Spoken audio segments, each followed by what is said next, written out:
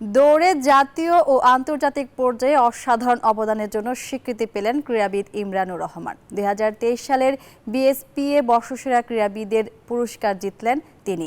এছাড়াও প্রথম runner up হয়েছেন ক্রিকেটার নাজমুল হোসেন শান্ত, দ্বিতীয় রানার আপ হয়েছেন ফুটবলার রাকিব হোসেন এবং পপুলার চয়েস অ্যাওয়ার্ড জিতেছেন জাতীয় ফুটবল দলের তারকা শেখ মোরসালিন।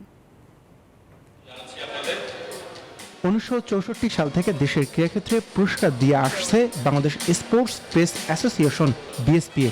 তার এই ধারাবাহিকতায় অনুষ্ঠিত হয়ে গেল দেশের ক্রীড়া অঙ্গনের অন্যতম মর্যাদার আসর বিএসপিএ বর্ষসেরা ক্রীড়াবিদ ২০২৩ পুরস্কার অনুষ্ঠান।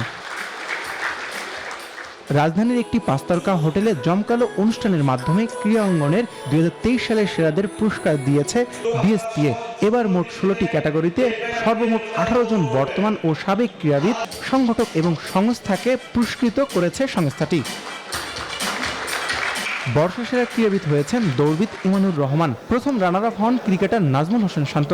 বিকাশে কম খরচে ক্যাশ আউটের লিমিট বেড়ে ৫০,০০০, প্রিয় এজেন্টও ২টা। ধন্যবাদ, শুরু দিলাম। 2টা অ্যাওয়ার্ড পাইছি, প্রথম আলো অ্যাওয়ার্ড, এখন কুল বিএসপি স্পোর্টস প্রেস অ্যাওয়ার্ড।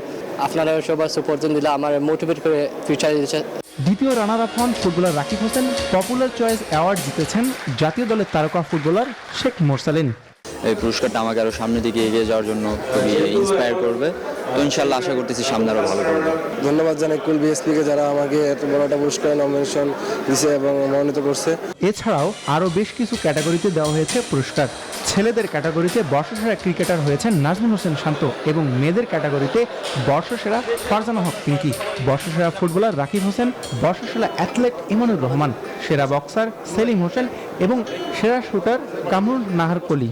অ্যাওয়ার্ডের আনন্দটা অনেক বেশি। এই প্রথমবার আমি বর্ষসেরা শুটার হয়েছি, আনন্দ অনেক বেশি হচ্ছে।